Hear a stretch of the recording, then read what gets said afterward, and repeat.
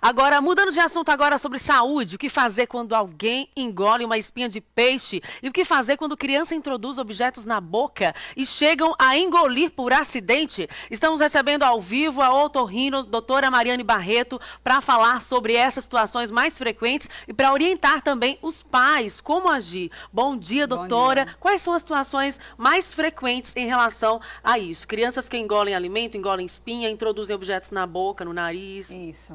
Mais frequentemente no nariz e no ouvido.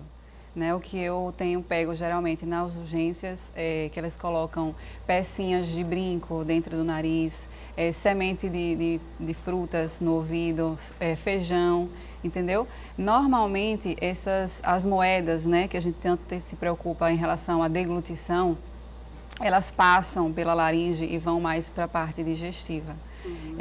A preocupação é quando fica na laringe, que aí dá um pouco de dificuldade respiratória. Então, na verdade, é uma emergência, né? Nesses casos, quando a criança está sufocada, porque tem que fazer a remoção de imediato. Então em casos emergenciais, por exemplo, sei lá, café da manhã, a criança comeu cuscuz com peixe e aí ficou uma espinha aqui. O que fazer? Isso, de primeira mão? O ideal é ir na urgência. E em uma urgência que tenha um otorrinolaringologista, de preferência. Normalmente, quando se chega na urgência, o pediatra, quando é no caso de criança, vai fazer uma avaliação, né, inicial. Se a espinha de peixe estiver nas amígdalas, às vezes até é mais fácil de ser removida. Mas quando a espinha está em laringe, às vezes é necessário fazer uma videolaringoscopia, que é um exame mais profundo, para poder ver onde é que está essa espinha. E às vezes, nesses casos, pode ser necessário até ir para o centro cirúrgico para fazer a remoção. Então, é caso de urgência mesmo. A orientação é que os pais levem essa criança para a emergência. Isso. Porque aí não tem como saber se realmente engoliu, se realmente passou. Isso. Se permanecer, por exemplo, uma espinha por muito tempo lá, o que pode acontecer? Não, fica só fica uma inflamação e o incômodo. Se não estiver causando dificuldade respiratória, só o incômodo. Mas é sempre interessante levar na urgência porque faz uma avaliação detalhada para poder fazer a remoção. Às vezes a espinha passa e desce para a parte digestiva e fica um incômodo na laringe, mas pelo machucado que causa. Mas aí você não sabe se está ou não está. Então o ideal é fazer um exame para ver se realmente o corpo estranho está lá ainda. É preciso ter cuidado em relação a brinquedos. Isso. Por exemplo, bebês ou crianças menores, até 4 anos geralmente, costumam brincar muito com os objetos, costumam a colocar o objeto na boca, no nariz. Isso. Quais são os riscos, quais são os casos que você já chegou em tua mão e que foram casos preocupantes? Então, quando você coloca um objeto em nariz e ouvido, é mais preocupante quando esses objetos são, por exemplo, pilhas. Porque as pilhas, elas soltam substâncias que corroem a mucosa e a pele e aí causam um estrago maior. Quando são, por exemplo, quando é botão, quando é pecinha de brinquedo de plástico, não é uma coisa assim tão preocupante. Você tem que ir na urgência porque aquilo ali tem que ser removido. Mas não é uma coisa assim, meu Deus, tem que chega, tem que ir na urgência de imediato.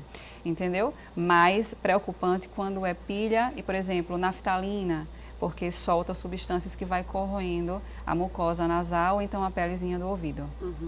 Em relação a idosos, existem casos também emergenciais assim? Existem. Quais são as situações mais frequentes? Já que idosos têm mais dificuldade geralmente de mastigar, têm mais dificuldade já pela questão da idade no processo de mastigação. Existem 2 pontos nos idosos. Primeiro, a epistaxe, que é o sangramento nasal.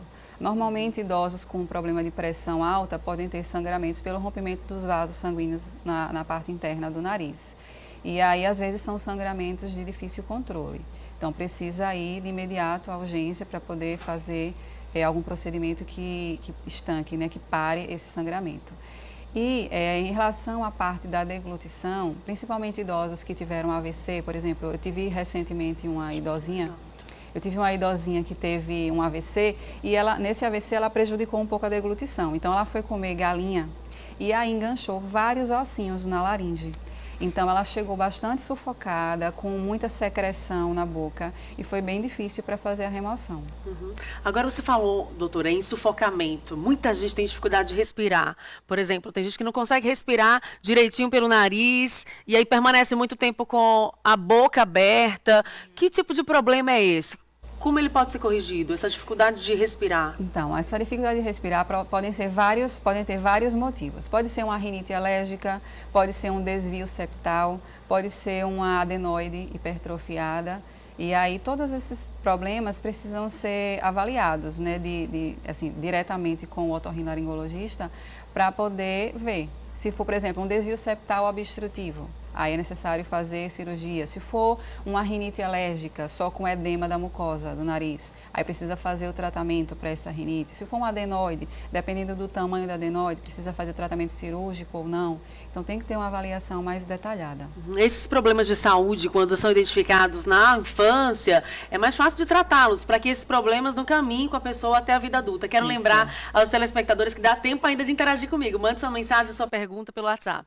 Isso, crianças que têm um problema respiratório, por exemplo, por causa de uma hipertrofia de adenoide, ela é chamada de criança respiradora bucal. Ela não respira normalmente pelo nariz, só respira pela boca, e aí a gente começa a ter o problema no crescimento facial. Então, crianças que só respiram pela boca, tem o pálato, que é o céu da boca mais profundo, a dentição ela começa a ficar mais tortinha, a face começa a ficar mais prolongada, e depois que essas alterações faciais começam, elas não retornam, entendeu? Então, tem que fazer o tratamento de imediato quando criança. Ok, muito obrigada, doutora, por sua presença aqui. Obrigada pelo sacrifício de estar aqui tão cedinho com todos esses transtornos. Muito obrigada, bom dia. Obrigada a você, bom dia.